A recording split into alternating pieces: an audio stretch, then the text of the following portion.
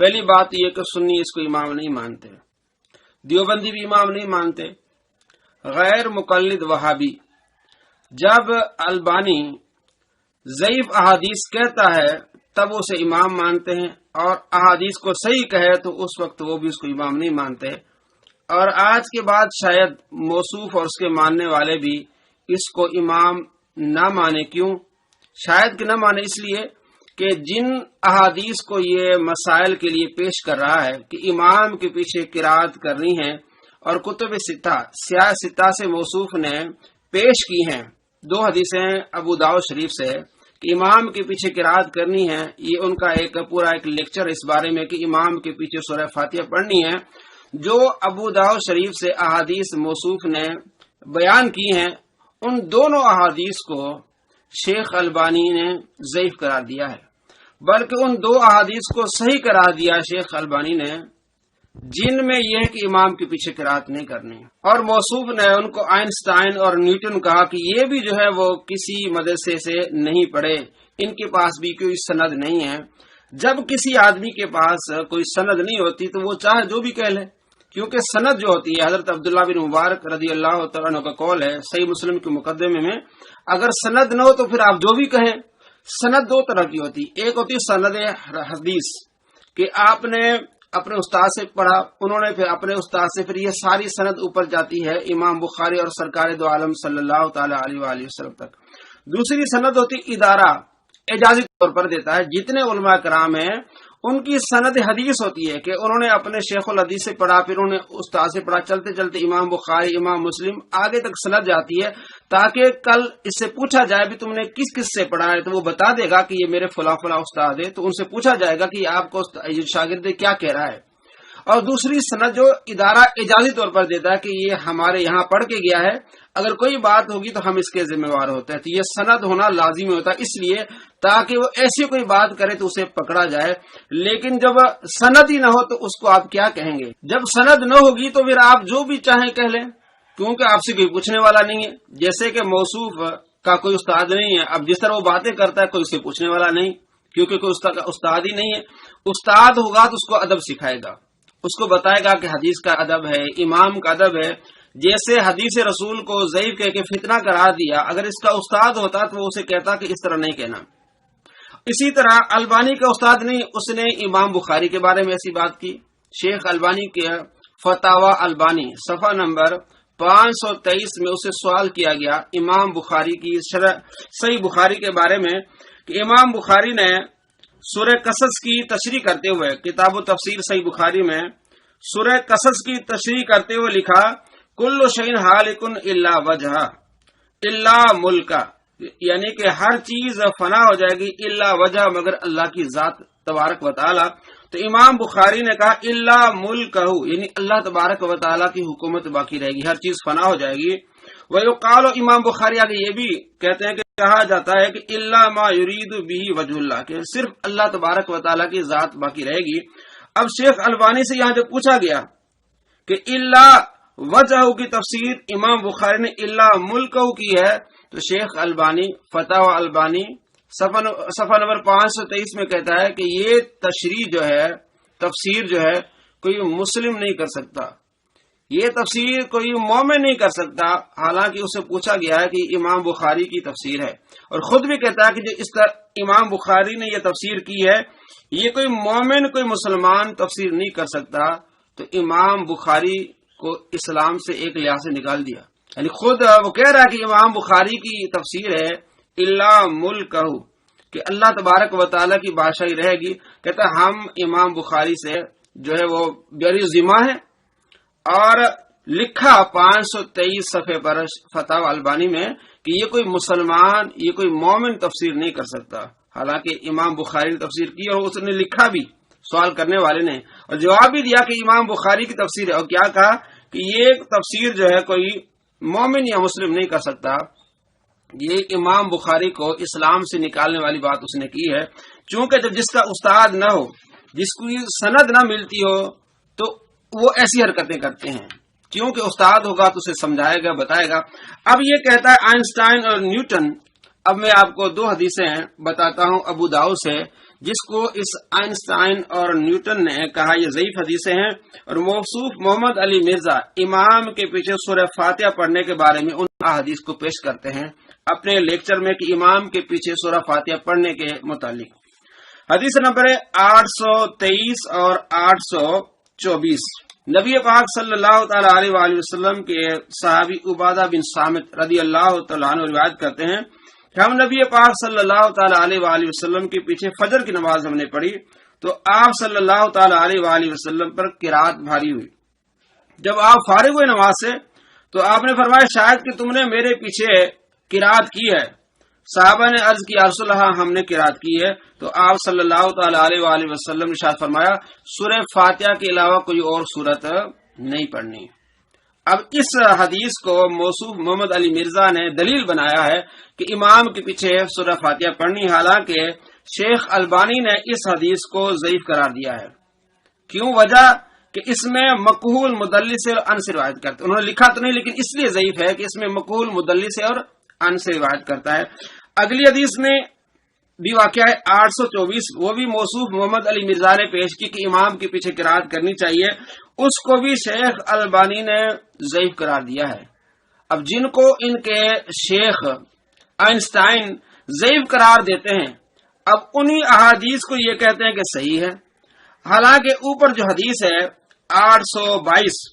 اس کو شیخ البانی نے صحیح قرار دیا ہے۔ وہ کیا ہے؟ نبی پاک صلی اللہ تعالی علیہ وآلہ وسلم فرمایا لا صلاۃ لمن لم یقرأ بفاتحۃ الکتاب، کہ اس کی نماز نہیں ہوگی جس نے سورہ فاتحہ نماز میں نہیں پڑھی۔ امام سفیان ثوری کہتے ہیں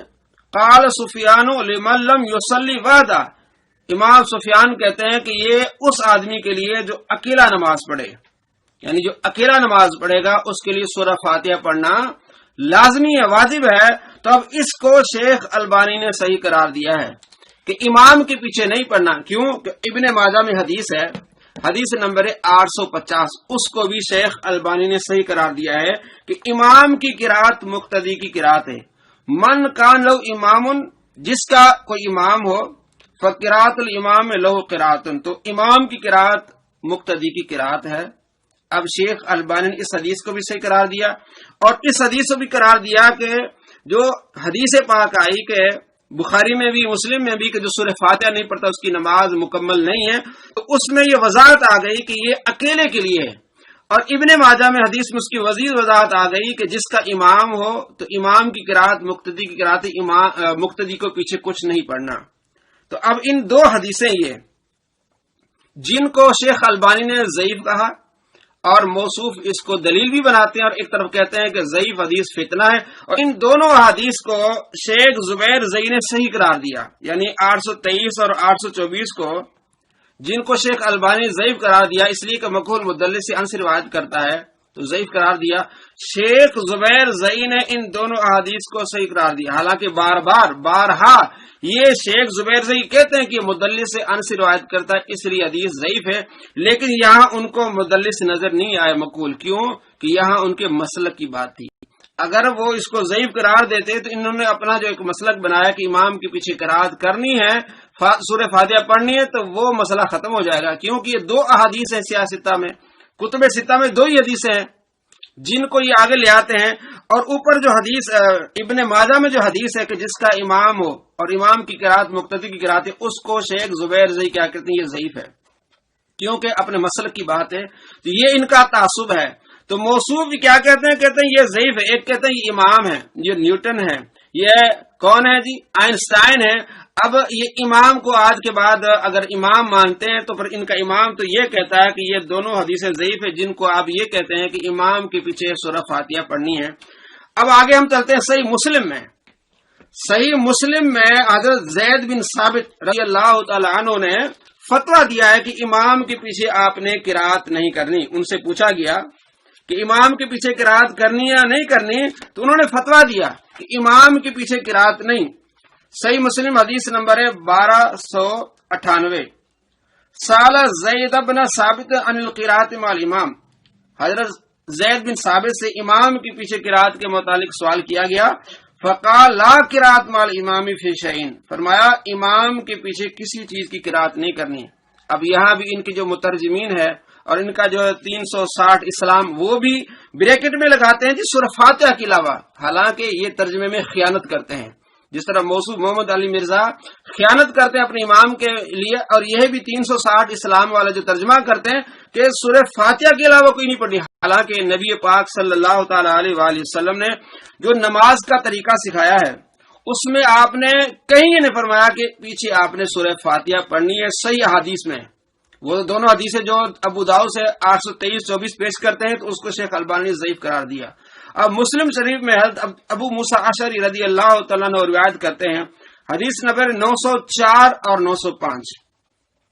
جس میں حضرت ابو موسیٰ اشعری رضی اللہ تعالیٰ عنہ بیان کرتے ہیں کہ آپ صلی اللہ تعالی علیہ وآلہ وسلم نے ہمیں نماز سکھائی کہ آپ نے اس طرح نماز پڑھنی، اذا صلیتم، جب تم نے نماز پڑھنے کا ارادہ کیا، فاقیموا صفوفکم، تو اپنی صفیں سیدھی کر لو، پھر تم میں سے کوئی ایک امام بن جائے، پھر جب امام تکبیر کہے تم بھی تکبیر کہو، جب وہ غیر المغضوب علیہم ولا الضالین پڑھے تم آمین کہو، اور یہی آگے لفظ 905 میں کہ جب وہ وَإِذَا قَرَأَ فَأَنصِتُوا، جب امام قرات کرے تم خاموش رہو، اور پھر فرمایا جب امام رکوع کے لیے تکبیر کہے تم بھی رکوع کے لیے تکبیر کر کے جاؤ، اور اسی طرح امام رکوع سے اٹھے تم بھی رکوع سے اٹھو، اور امام تکبیر کہہ کے سجدے میں جائے تم بھی تکبیر کہہ کے سجدے میں جاؤ، امام کا سجدہ تم سے پہلے ہونا چاہیے۔ تو آپ صلی اللہ تعالی علیہ وآلہ وسلم نے نماز کا طریقہ جو سکھایا صحیح مسلم کی حدیث میں کہ امام قرات کرے تم خاموش رہو، اور فرمایا جب امام سورہ فاتحہ پڑھے ولضالین کہے تم نے آمین کہنا ہے۔ تو آپ صلی اللہ تعالی علیہ وآلہ وسلم کی اس حدیث سے واضح ہوتا ہے کہ آپ نے پیچھے سورہ فاتحہ پڑھنے کا حکم نہیں دیا۔ اگر امام کے پیچھے سورہ فاتحہ پڑھنے کا حکم ہوتا تو ضرور نبی پاک صلی اللہ تعالی علیہ وآلہ وسلم ارشاد فرماتے کہ تم نے بھی سورہ فاتحہ پڑھنی ہے۔ حالانکہ امام سفیان ثوری نے ابو داؤد 822 نمبر حدیث میں کہا کہ یہ جو حدیث ہے کہ جو سورہ فاتحہ نہیں پڑھتا اس کی نماز نہیں ہوتی، تو انہوں نے بھی فتویٰ دیا کہ یہ اس آدمی کے لیے جو اکیلا، اور 850 حدیث ابن ماجہ میں، اس میں بھی حدیث میں کیا ہے کہ امام کی قرات مقتدی کی قرات ہے۔ تو اب موصوف کیا کہتے ہیں کہ ان کو ضعیف قرار دیتے ہیں، جو صحیح ہے ان کو ضعیف، جو ضعیف ہے ان کو صحیح۔ اب ان سے ہم پوچھتے ہیں کہ شیخ البانی نے 823 اور 824 نمبر حدیث جو ابو داؤد میں ان کو ضعیف قرار دیا ہے، اور تم کس طرح وہ حدیثیں آگے پیش کرتے، تم تو کہتے ہو فتنہ ہے۔ آپ میرے اس چینل پر ویڈیو نمبر 132 دیکھ سکتے ہیں، جس میں شیخ البانی نے کئی احادیث کو ضعیف کہا ہے، انہی احادیث کو شیخ زبیر زئی نے صحیح کہا ہے، اور سینکڑوں احادیث ہیں جن کو شیخ زبیر زئی نے ضعیف کہا ہے اور شیخ البانی نے صحیح کہا ہے، یعنی ایک ضعیف کہتا ہے اسی حدیث کو اور دوسرا اسی حدیث کو صحیح کہتا ہے، ایک اسی حدیث کو صحیح کہتا ہے دوسرا اسی حدیث کو ضعیف کہتا ہے۔ تو میں نے 10 مثالیں دی ہیں، 132 نمبر میری جو ویڈیو یہاں۔ تو اب میں موصوف اور اسے ماننے والے سے پوچھتا ہوں کہ موصوف نے کہا حدیث کے بارے میں کہ ضعیف حدیث جو ہے وہ فتنہ ہے، اب کون سی ضعیف حدیث فتنہ ہوگی؟ جس کو شیخ البانی کہتے ہیں ضعیف وہ حدیث فتنہ ہوگی، یا جس کو شیخ زبیر زئی کہتے ہیں کہ ضعیف ہے وہ فتنہ ہوگی؟ چونکہ جس حدیث کو شیخ زبیر زئی ضعیف کہتے ہیں وہ شیخ البانی کے نزدیک صحیح ہوتی ہے، یہاں اس کو فتنہ کہیں گے، آگے وہ صحیح ہے۔ جس کو شیخ البانی ضعیف کہتے ہیں اور اسی حدیث کو شیخ زبیر زئی کیا کہتے ہیں، صحیح کہتے ہیں، اب حدیث کون سی ہوگی جو فتنہ ہوگی؟ ایسے الفاظ کہنا حدیث کے بارے میں، حدیث میں تحقیق کی ضرورت ہے۔ کئی احادیث ہیں جن کو دونوں شیخ البانی اور شیخ زبیر زئی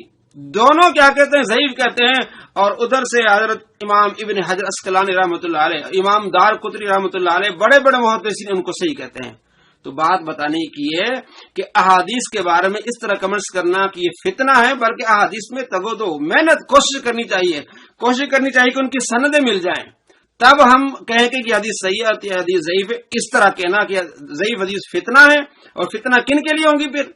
ظاہر ایک صحیح کہتا ہے دوسرا ضعیف کہتا ہے۔ تو حدیث کے بارے میں اس طرح کے الفاظ کہنا یہ موصوف کا طریقہ ہو سکتا ہے، اہل علم کا طریقہ نہیں ہو سکتا، جن کے پاس سند ہے ان کا طریقہ نہیں ہو سکتا۔ تو میں نے آپ کو آج بتا دیا جو ان امام مانتے ہیں شیخ البانی، انہوں نے امام کے پیچھے قرات کرنے والی دونوں حدیثیں ہیں جو ابو داؤد شریف میں آئی ہیں 823 اور 824 دونوں کو کیا کہا ہے؟ ضعیف قرار دیا ہے۔ 822 نمبر جو حدیث ہے کہ امام کی قرات مقتدی کی قرات اس کے آگے لکھ لیا امام ابو داؤد نے کہ اکیلے کے لیے سفیان ثوری کا فتویٰ دے دیا. اور سنن ابن ماجہ میں 850 نمبر حدیث ہے، اس کو شیخ البانی نے صحیح قرار دیا کہ امام کی قرات مقتدی کی قرات ہے. اور صحیح مسلم میں